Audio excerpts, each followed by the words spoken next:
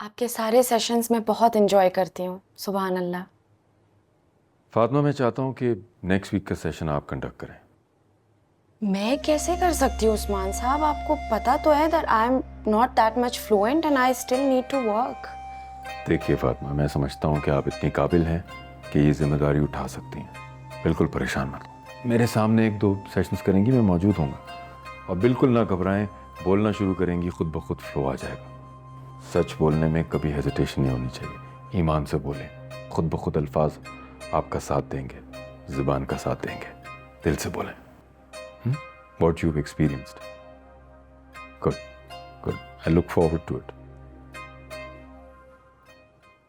चलो इसका आंसर लिखो। ये जो मैंने बताया था 10 इससे नहीं।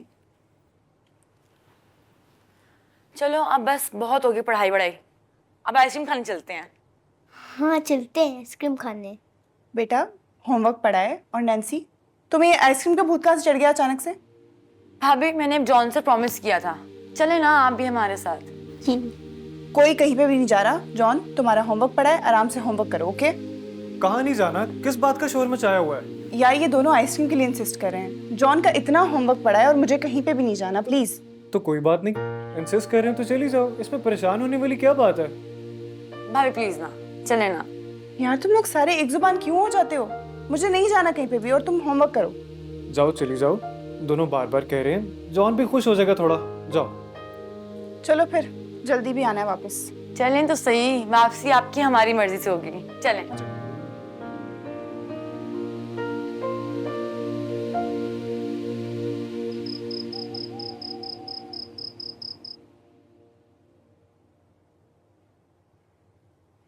उस्मान साहब, आपने मुझ पे बहुत बड़ी जिम्मेदारी डाल दी है।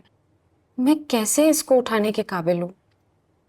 मैंने नहीं, अल्लाह के हुक्म से मेरे दिल में डाली गई है, और अभी से नहीं, काफ़ी अरसे से। लेकिन मैं कैसे किसी की रहनुमाई कर सकती हूँ? मुझे तो अभी तक खुद बहुत सी चीज़ों में इस्लाह की ज़रूरत है। फातिमा, इस्लाह की तो हम सबको ज़रूरत है।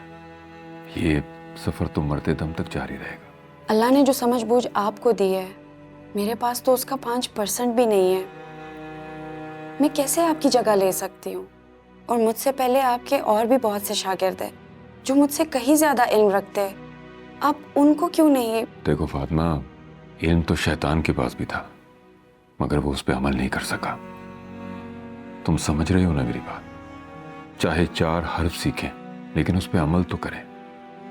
अगर अमल नहीं कर सकते, जो भी सीखा सिखाया है, अगर वो हमारे काम नहीं आ रहा, किसी और के काम कैसे आएगा? और वैसे भी अल्लाह की मखलूक की खिदमत करने के लिए इल्म की नहीं, जज्बे की ज़रूरत होती है। और दूसरों का दर्द महसूस करने की सलाहियत अल्लाह की बहुत बड़ी नेमत है। इस दौर में जहाँ अपने अपनों को मार रहे हैं, किसी गैर के भी दिल से निकले 2 हमदर्दी के बोल जिंदगी भर की गम की थकावट को मिटा सकते हैं। तुम बिल्कुल फिक्र मत करो, अल्लाह तुम्हारे साथ है। इस काम के लिए वक्त निकालो। वक्त तो अब सारा ही अल्लाह ताला की राह में वक्फ है उस्मान साहब। नहीं, ऐसा नहीं है। बैलेंस करो दीन और दुनिया में। और अगर दुनियावी मामलात दीन के मुताबिक किए जाएं, तो ये अपने आप में एक इबादत है। अलग से खुद को थकाना नहीं पड़ता। सही फरमाया आपने। हाँ, लेकिन शौहर से इजाज़त लेना ज़रूरी है। तुम अम्मार से एक दफ़ा डिस्कस कर लो, अगर उसे कोई एतराज़ नहीं है तो बिस्मिल्लाह करो। वो एक्चुअली उस्मान साहब, अमार ने फ़िलहाल के लिए मुझसे स्पेस ले ली है, तो हम अभी अपने अपने घरों में रह रहे हैं। क्या कह रही हो? खुल के बताओ मुझे। पता नहीं क्या चाहती है ये लड़की। कहा भी था जल्दी आ जाना, और ये उसे मार के चक्कर में उस घर में जाके बैठ ही गई है। बहुत बेवकूफ है ये। अभी भी उससे उम्मीदें वाबस्ता किए हुए, क्यों अपना मुस्तकबिल बर्बाद करने पर तुली है। खैर से इतने बड़े घर में शादी हो रही है, और ये कि इसके दिल से अमार की मोहब्बत ही नहीं निकलती। बार बार समझाया था कि जल्दी आओ। उफ, खुदा। पता भी है कि मुझे दवाइयाँ खानी होती हैं। दवाइयों के लिए खाना खाना वक्त पे जरूरी, सब जानते बूझते या अल्लाह खैर करना, इस लड़की को हिदायत दे दे। मैं उसके बगैर कैसे खाना खा सकती? मेरे खुद बहुत माजरत, मैंने आप सबको यहाँ बेवक्त ज़हमत दी, लेकिन बात ही कुछ ऐसी थी। मुझे तो हैरत है इस बात पे कि डैड ने वसीयत क्यों लिखवाई। क्या उन्हें पता था कि उन्होंने दुनिया से इतनी जल्दी? नहीं बेटा, ये अभी की नहीं, विल तो जहांगीर साहब की डेथ से बहुत पहले की बनी हुई है। अंकल मुझे तो ये समझ नहीं आ रहा कि बाबा ने अपनी विल कैसे बनवा ली। उनको कैसे आइडिया था कि he's not gonna be anymore with us? फिलहाल मैं अम्मार से दूर अपने घर में रह रही हूँ और कोशिश यही कर रही हूँ कि जल्द से जल्द ये दूरी ख़त्म हो जाए। अल्लाह ने मुश्किल के साथ आसानी भी रखी है। तुम हिम्मत मत हारना, अल्लाह पे यकीन रखो और घर जाके इस मुश्किल वक्त में अपने शौहर का साथ दो। और जब भी नमाज पढ़ो तो अपने ससुराल, अपने शौहर के लिए, अपने घर के लिए दुआ मांगो कि अल्लाह ताला तुम्हारे लिए आसानियां करे और जो भी मिसअंडरस्टैंडिंग्स उनको दूर करे और तुम्हारे घर में फिर से रहमतें और बरकतें हों। उस्मान साहब, हमेशा आपकी बातें सुन के दिल को सुकून सा मिल जाता है। Thank you so much. और अब मुझे समझ आ रहा है कि मैंने करना क्या है। हर काम जो सब्र के साथ उसके अहकाम की मदद लेके किया जाएगा, बड़े बड़े मसले आसानी से ठीक हो जाते हैं अगर उसकी बरकत हो।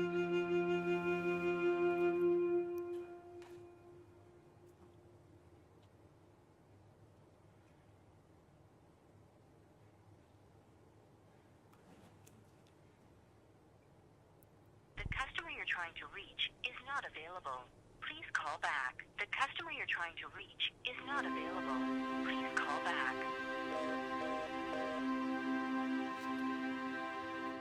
क्या करूं मैं इस लड़की का?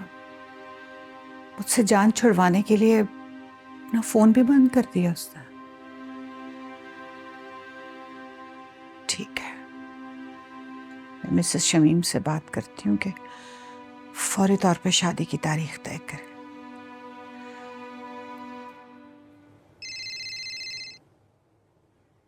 जी बताएं, आप क्या बताए थे? डैड ने क्या वसीयत में लिखा था और ऐसा क्या है कि इतना साल पहले उन्होंने लिख दिया और हम में से किसी को भी नहीं बताया?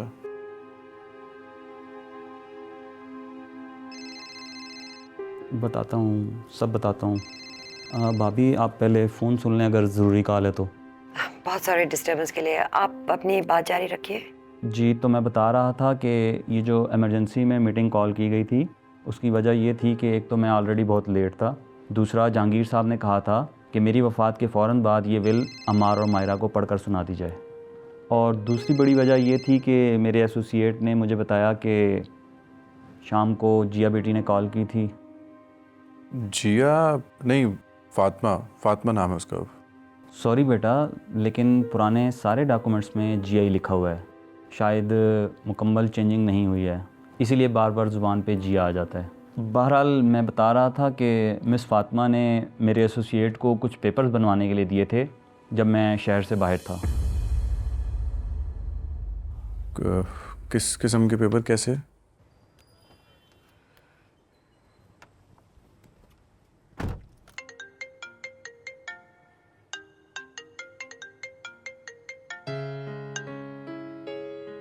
अस्सलाम वालेकुम आंटी। बेटा, नताशा खैरियत से शाम से तुम लोगों के यहाँ आई हुई है।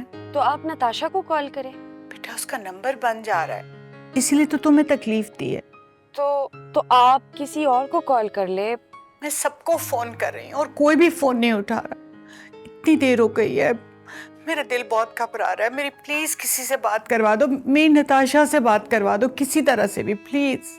आंटी आप परेशान ना हो, आप रोए नहीं। मैं पता करवाती हूँ। मैं पता करके आपको जल्दी बता देती हूँ, ठीक है? आप बस परेशान ना हो। ठीक है बेटा, मैं इंतजार कर रही हूँ। ओके।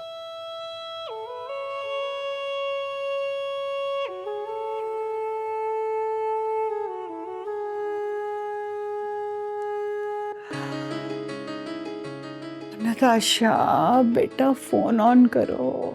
फातिमा बेटी ने अपने हिस्से के तमाम शेयर्स अम्मार के नाम कर दिए हैं।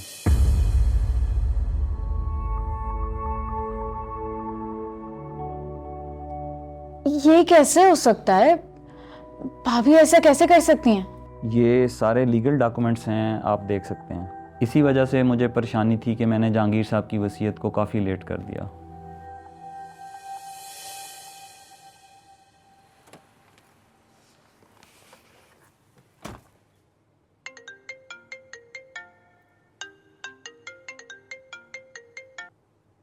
हेलो, कैसी हैं आप? मैं ठीक हूँ फरहान, मुझे बताओ कि इस वक्त तुम कहाँ पे हो? क्यों, क्या हुआ? सब खैरियत है? आंटी की कॉल आई थी, नताशा का नंबर ऑफ है। वो घर से ये कह के गई है कि वो जहांगीर अंकल की तरफ गई है। अब मैं घर में जिसको भी कॉल करी कोई मेरी कॉल ही नहीं उठा रहा। आप परेशान ना हो, मैं आपकी तरफ आता हूँ, फिर मिलके चलते हैं। पता नहीं फरहान क्या मसला है, कुछ समझ ही नहीं आ रहा है। आप मुझे लोकेशन भेजें, मैं वहीं पे आ रहा हूँ। हाँ ठीक है फरहान, मैं तुम्हें अपना पिन लोकेशन भेज देती हूँ, काइंडली वहाँ पे आ जाओ जल्दी से। ओके।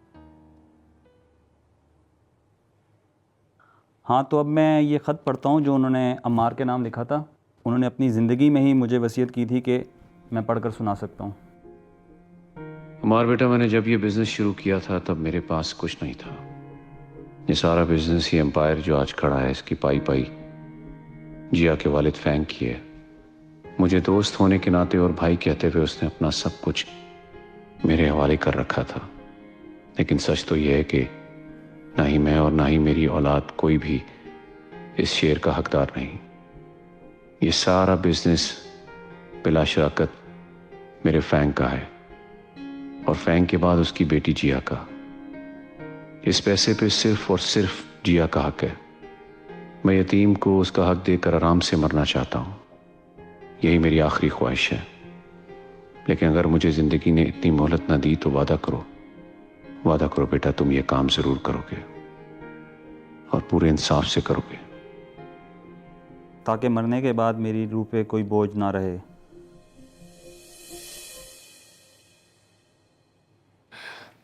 आंटी, नताशा किडनैप हो गई है। ओह माय गॉड, ये तुम क्या कह रही हो? जी ठीक कह रही हैं आंटी। मेरे दोस्त ने बताया कि उसने नताशा को शाम में किसी गाड़ी में जाते हुए देखा। वो समझा शायद अमार के साथ जा रही है, तो इसलिए नोट नहीं किया। गाड़ी का नंबर नोट किया था? जी बिल्कुल किया था। चलें, फिर तो ट्रेस हो जाएगी गाड़ी। आपने पुलिस को इन्फॉर्म किया था? जी अंकल, पुलिस को भी इतला कर दी थी और मैंने FIR भी लॉन्च करवा दिया।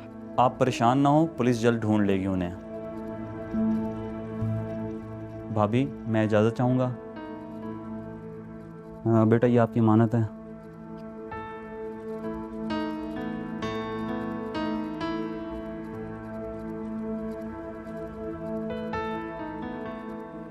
अब भाभी, मैं सायमा आंटी को यहीं पे ले आता हूँ क्योंकि बाद में पुलिस स्टेशन वगैरह भी जाना पड़ेगा।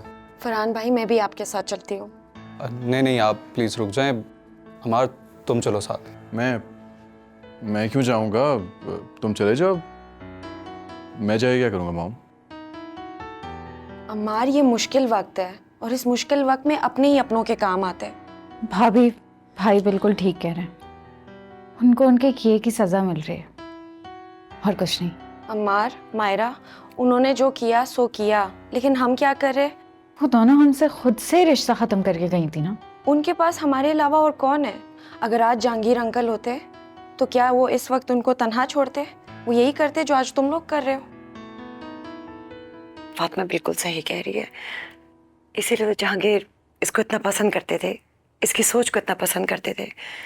सही कह रही है मायरा, इस वक्त उनको हमारी ज़रूरत है। वो अगर मिलना भी ना चाहे इस वक्त ना, हमें मिलना है उनसे। जब सब ठीक हो जाए ना, तो तब हम उनको उनकी मर्जी पे छोड़ देंगे। लेकिन अभी फ़िलहाल के लिए we have to do something. मम्मा, आप ही इनको कुछ समझाएं। मैं जब तक साइमा आंटी को लेके आती हूँ। ठीक है, चलो फिर। हाँ, तुम्हें बिल्कुल जाना चाहिए।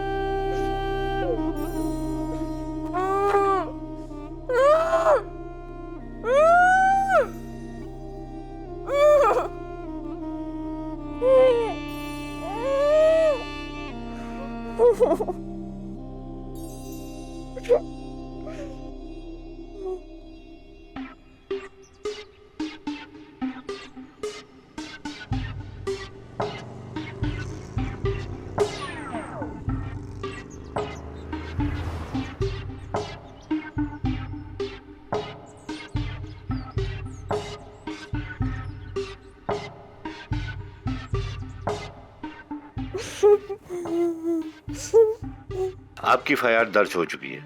Thank you miss Fatima. आप जैसे जिम्मेदार शहरियों की वजह से पुलिस अपना काम आसानी से कर पाती है। बहरहाल आप फिक्र न करें, हमने अपनी टीम तश्कील दे दी है, इंशाल्लाह जल्द पता चल जाएगा। सर अगर गाड़ी की नंबर प्लेट जाली लगी हुई तो फिर वक्त लग सकता है। अल्लाह ना करे ऐसा हो, अगर ऐसा हो गया तो फिर क्या होगा सर? उस सूरत में भी कोई ना कोई सुराग जरूर मिलेगा, आप परेशान ना हो। शहर भर के CCTV कैमरे की फुटेज भी हमें बहुत जल्दी मिल जाएंगी और गाड़ी के मालिक की डिटेल भी बहुत जल्दी आ जाएगी। बस मुझे नताशा की वालदा का बयान लेना है। जी जी SHO साहब, आप बिल्कुल सही बोल रहे हैं, लेकिन actually we really need time to calm her down and prepare her. Yes, I can understand. Take your time ma'am. Thank you sir. I will let you know once I am back home. Ali, इस तरह करो कि एक और team को तश्कील दो और फौरन जाके मुझे इंफॉर्मेशन दो। जाओ सर।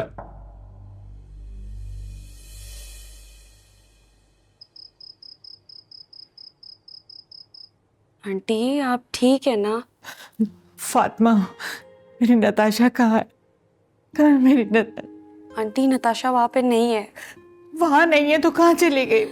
ताशा गई थी वहां पे, लेकिन आंटी ने बताया कि वो वहां से जल्दी चली गई है।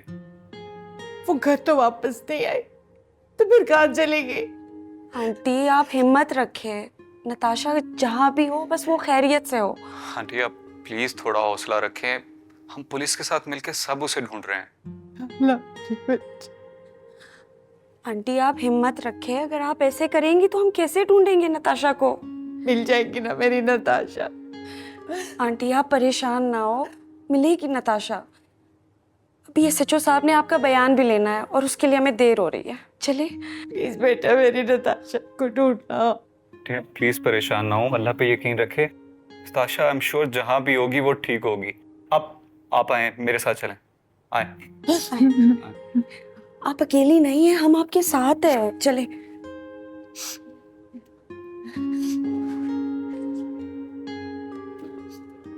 नैन्सी इतना अंधेरा क्यों है?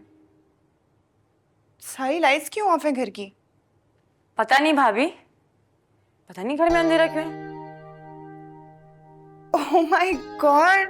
हैप्पी एनिवर्सरी भाभी। हैप्पी बर्थडे मामा। थैंक यू बेटा, लेकिन तुम लोग तो मेरे साथ थे, तो ये अरेंजमेंट किसने किया? गेस करें।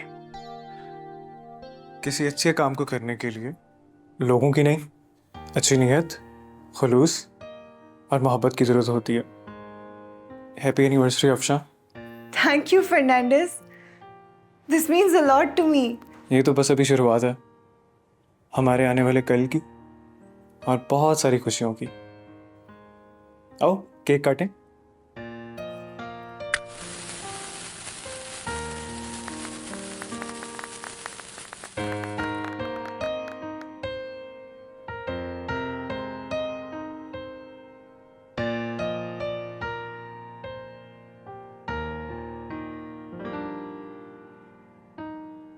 नताशा की किसी के साथ कोई झगड़ा, कोई दुश्मनी? नहीं सर, वो तो मासूम सी बच्ची है, उसका किसी से क्या झगड़ा, क्या दुश्मनी? हो जाती है। आजकल दुश्मनी करना बहुत आसान काम है। इतनी जल्दी हम दोस्त नहीं बनाते जितनी जल्दी हम दुश्मन बन जाते हैं। बहरहाल आप याद करें कि किन नए लोगों के साथ नताशा की मुलाकात रही इन आखिरी दिनों में? ऐसा कोई खास तो उसका किसी से कोई मिलना जुलना नहीं था। एक्सक्यूज मी माँ जी, मैं कॉल सुन के आता हूँ, आप आए मेरे साथ।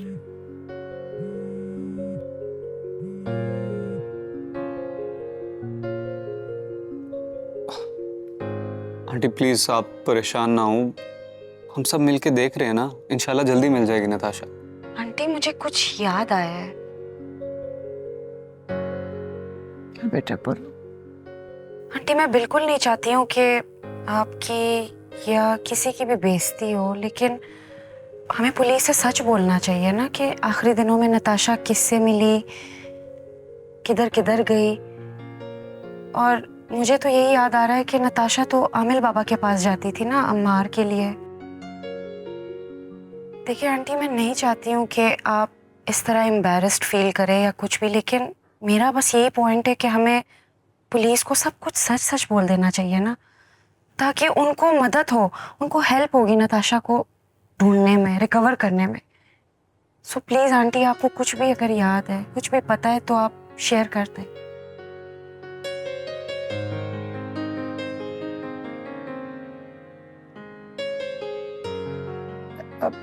इंस्पेक्टर साहब मुझे कुछ याद आया है।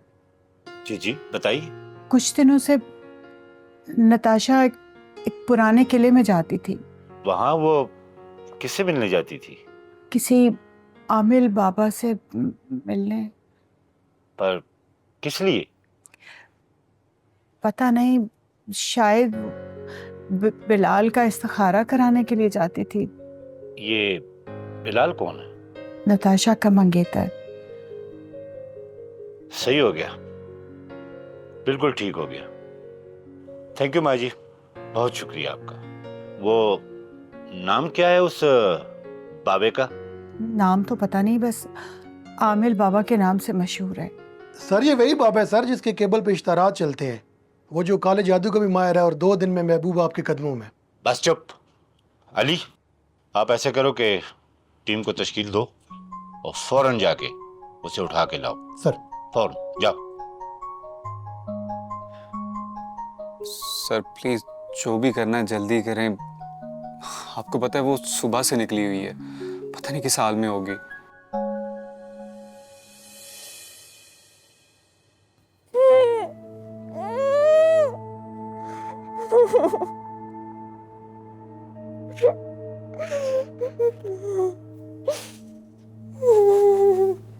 चलो, ये कौन सा तरीका है हम जैसे शरीफ इंसानों को इस तरह थाने में बुलाने का? आवाज धीमी रखो, धीमी रखो आवाज। ऐसे चो साहब सामने बैठे। गौर से देखें इसे, क्या ये वही बाबा है जिसके पास नताशा जाती थी? जी वही है। अब बताओ बाबा जी शराफत से कि नताशा कहाँ है? जी मुझे क्या पता नताशा कहाँ है। किडनैप हो चुकी है नताशा। ज्यादा मतलब समझाने की कोशिश की ना तो हवालात में रख के समझाऊंगा तुम्हें, समझे? अब बताओ नताशा कहाँ है? साहब जी मुझे क्या पता नताशा किधर है। मेरे पास वो सिर्फ तावीज लेने आती थी किसी अम्मार नाम के लड़के के लिए। क्या? अम्मार के लिए?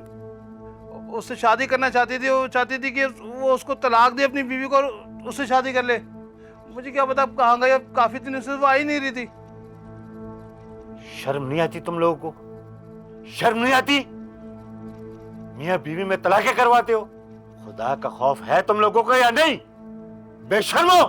सर अगर इजाजत देते हैं तो मैं जरा इसको ड्राइंग रूम की सैर ना करवा लूं। सर ले जाओ इसे, ले जाओ इसे इतने कुश्ते खिलाओ ना, जब इसका दिमाग काम करने शुरू हो जाएगा तो ये खुद बताएगा कि कौन कहाँ है। ले जाओ इसे। चल ना आप देखिए, ऐसा नहीं कहा साहब। पता नहीं कैसे कैसे लोग हैं। आंटी ऐसे रोने से मुश्किल हल तो नहीं होगी ना? आप बस दुआ करें, नताशा मिल जाएगी। साइमा ये बच्ची बिल्कुल सही कह रही है। तुम इस तरह रोने से बेहतर है कि तुम बस अल्लाह से दुआ करो। अल्लाह पे अपना ईमान मजबूत रखे आंटी, नताशा को कुछ नहीं होगा। इंशाल्लाह सुबह तक हमें कुछ ना कुछ पता चल जाएगा उसके बारे में।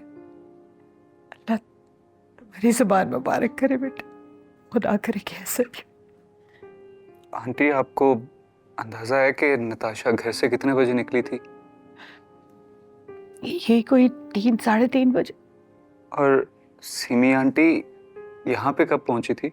यहाँ 4 बजे के करीब आई होगी। और यहाँ से किस टाइम गई थी? तो यहाँ बस आधा घंटा रुकी है।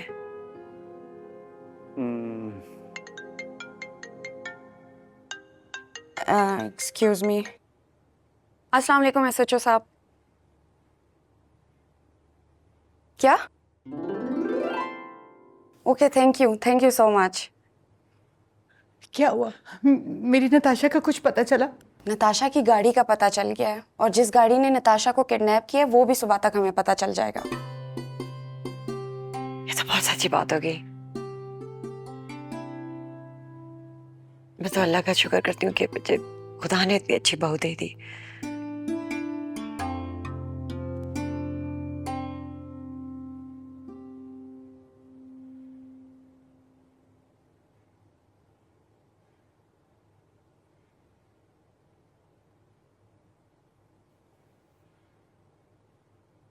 क्या हुआ? ऐसे क्यों देख रहे हो? सब ठीक है? देखो, मैं जानता हूँ मैंने तुम्हें बहुत दुख दिया, और मैं ये भी जानता हूँ कि मैं तुम्हारी कदर नहीं कर सका, लेकिन मैं तुमसे ये चाहूंगा कि बस मुझे माफ कर दो। फर्नांडिस, तुम जानते हो कि हमने कितनी मोहब्बत से ये रिश्ता बनाया था। बस दुख इसी बात का है कि हम भी रहे, रिश्ता भी रहा, लेकिन मोहब्बत पता नहीं कहाँ चली गई। खैर, मुझे तुम्हें एक खुशखबरी देनी थी। सारी खुशखबरियां आज ही दे दोगे तो मेरा हार्ट फेल हो जाएगा। कुछ कल के लिए भी बचा दो। अब ये सिर्फ खुशियों का ही वक्त है। मुझे मिस फातिमा ने ऑफिस बुलाया था। क्यों? मैम ने तुम्हें ऑफिस क्यों बुलाया? क्योंकि उन्होंने मुझे जॉब ऑफर की है, और वो भी साइट विजिट वर्कर के लिए, और सैलरी पैकेज तो तुम्हारे मंथली पैकेज से पूरे 15,000 रुपए ज्यादा। Are you serious? तुम सच कह रहे हो?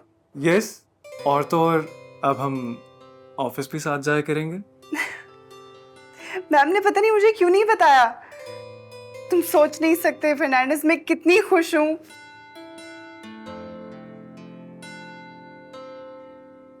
क्या हुआ? कुछ नहीं, बस यू नो, तुम्हारे साथ की वजह से ही मैं इस जगह पर पहुंच पाया हूं। आई एम सो हैप्पी कि जिस फर्नांडिस से मैंने प्यार किया था वो वापस आ गया। और उस फर्नांडिस को वापस लाने में सिर्फ और सिर्फ तुम्हारा हाथ है। Thank you so much Afsha, मुझे बर्दाश्त करने के लिए और मेरा साथ देने के लिए।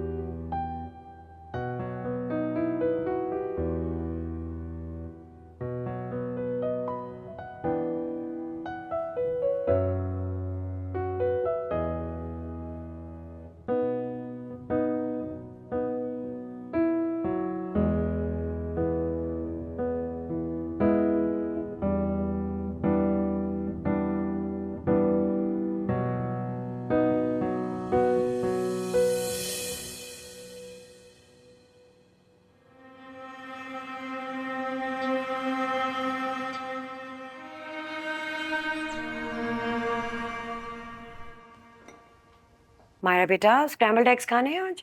नहीं मामा, I am good. Good morning मामा। Good morning. अमार भी उठ गया? नहीं, वो अभी तक नहीं उठा।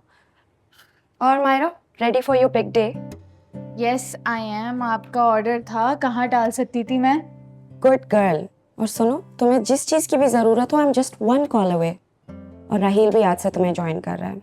अम्मार को भी कह दो कि आज से ऑफिस जाना शुरू कर दे। तुम्हारी बात नहीं हुई अमार से?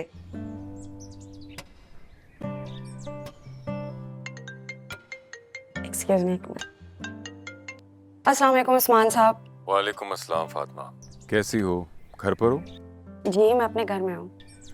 माशाल्लाह माशाल्लाह, खुश रहो। बस अपनी नई जिम्मेदारियां ना भूल जाना। कहीं ऐसा ना हो कि अपने घर और शादीशुदा ज़िंदगी में मगन होके तुम उन जिम्मेदारियों को भूल जाओ जो अल्लाह की मखलूक के लिए तुमने निभानी है। अल्लाह ने चाहा तो मैं बिल्कुल हाजिर हूँ। आज तुम्हारी ज़िंदगी का नया आगाज़ है ना? एज ए मोटिवेशनल स्पीकर आज तुम्हारा पहला दिन है। याद है ना यूनिवर्सिटी के सेमिनार में तुमने स्पीच के लिए जाना है? जी, मैं बिल्कुल तैयार हूँ उस्मान साहब। बस आप ये दुआ करें कि अल्लाह ताला मेरी मदद करे कि मैं उनके मखलूक के लिए फ़ायदेमंद साबित हूँ। इंशाअल्लाह इंशाअल्लाह ऐसे होगा। मुझे तुम्हारी सलाहियतों पे पूरा एतमाद है। तो मैं आखिर कुछ तो है ना जो अल्लाह ने तुम्हें अपने काम के लिए चुना है। So best of luck miss Fatima Fang. अब फिर मैं लेक्चर तुम्हारा यूट्यूब पे देख लूँगा, है ना? आपकी तो आज फ्लाइट थी ना? हाँ, अभी 3-4 घंटे हैं फ्लाइट में। ओके, ख्याल से जाए। Have a safe flight. Thank you. तुम भी अपना ख्याल रखना। खुश रहो, आबाद रहो। खुदा हाफिज। कौन था बेटा? उस्मान साहब मेरे मेंटर जो थे, आपको बताया था। ये लो, तुम भी नाश्ता करके जाना। हाँ ज़रूर।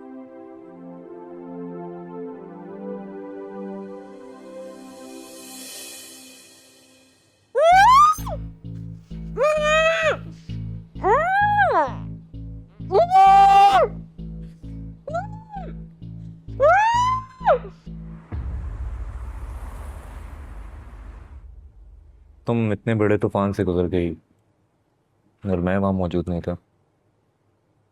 इस चीज़ का मुझे सारी ज़िंदगी अफसोस रहेगा कि मैं आखिरी बार सर जहांगीर को देख नहीं सका। बाबा के जाने का दुख तो है और हमेशा ही रहेगा, लेकिन आपको पता है किस बात ने मुझे सबसे ज़्यादा अकेला फील कराया है? आपके ना होने ने। जब मुझे आपकी सबसे ज़्यादा ज़रूरत थी, आप तभी मेरे साथ नहीं थे। मुझे मालूम नहीं था कि तुम्हारी ज़िंदगी में मेरी कोई अहमियत भी होगी। आपको पता भी होता तो आप क्या कर लेते? पता होता तो चीज़ें शायद मुख्तलिफ होती। मैं यूँ फरार ना होता, सब कुछ सेट होता।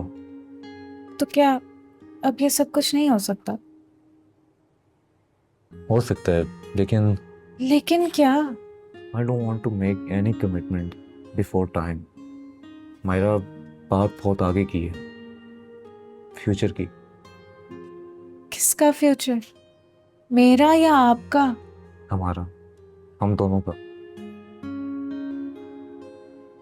मायरा बहुत सारी बातें अनकही होती हैं, लेकिन हम पढ़ लेते हैं दूसरों की आंखों में। मैं भी पढ़ चुका हूँ। तुम बस तसल्ली रखो, मैं तुम्हारे जज्बात से वाकिफ हूँ। तो फिर किस बात का इंतजार है राहील? मायरा, मैं भी वो सब महसूस करता हूँ जो तुम महसूस करती हो, लेकिन अभी इजहार नहीं करना चाहता। मैं वक्त के सहारे पे चीज़ों को छोड़ना चाहता हूँ। फिलहाल ये जिम्मेदारी बहुत बड़ी है मायरा, जिसको निभाने का वादा तुम फातिमा से कर चुकी हो। तो मैं चाहूँगा कि तुम सिर्फ उस पर फोकस करो। आप सही कह रहे हैं, लेकिन क्या आप मेरा साथ नहीं देंगे? मैं हर जगह तुम्हारा साथ देने के लिए तैयार हूँ। सच में? तो आज हमारा टॉपिक है इंसानी कदर, इंसान की कदर करना। कदर क्या चीज़ होती है? कदर तो किसी चीज़ की भी हो सकती है। कदर हमारी कोई इम्पॉर्टेंट चीज़ जिससे हम बहुत ज़्यादा प्यार करते हैं, उसकी भी हम कदर करते हैं। तो वैसे ही हमारे रिश्तों की कदर, जैसे हमारे माँ बाप है, हमारे बहन भाई है, तो हम जब वो ज़िंदा है हम उस टाइम पे उनकी कदर करें। जब वो चले जाते तो वो कहते हैं कि काश ये बंदा नहीं जाता, काश ये मेरे साथ रहता, हम उनकी ज़िंदगी में उनको कभी भी नहीं बता सकते कि हम उनसे कितना प्यार और उनकी कितनी कदर करते हैं। जैसे ही हमारे प्यारे इस दुनिया से चले जाते हैं तो हमें उनकी कदर होना शुरू हो जाती है कि यार वो बंदा तो अच्छा था। इसी तरह हम नफ़रतों का इजहार करने में कभी देर नहीं लगाते, लेकिन अपनी मोहब्बत का इजहार करने के लिए हमें बहुत टाइम लगता है। हमें बहुत लड़ना पड़ता है अपने आप के साथ कि हम उस प्यार को एक्सप्रेस कर सकें। हम कभी भी मोहब्बत खुल के जता नहीं पाते, लेकिन नफ़रत हम एक लम्हा भी नहीं लगाते उस नफ़रत को एक्सप्रेस करने में, उस नफ़रत को बताने में कि मुझे तुमने कितनी तकलीफ़ दी है, मुझे कितना दुख दिया है तुमने। ये हमारा ईगो है, और जो लोग अपने ईगो का साथ देते हैं वो ज़िंदगी में कभी भी कामयाब नहीं हो सकते।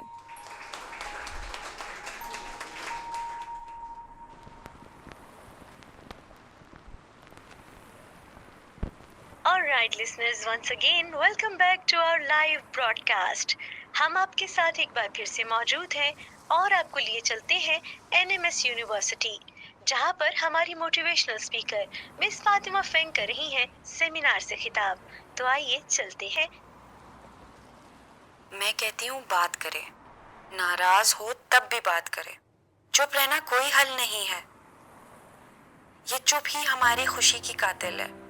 बात करनी चाहिए ताकि मसाइल का हल निकले। हम यूं ही खामोशी से सब दिल में दबाए दुनिया से चले जाते, तब लोगों को हमारे मरने के बाद पता चलता है कि हम दर हकीकत बुरे नहीं थे।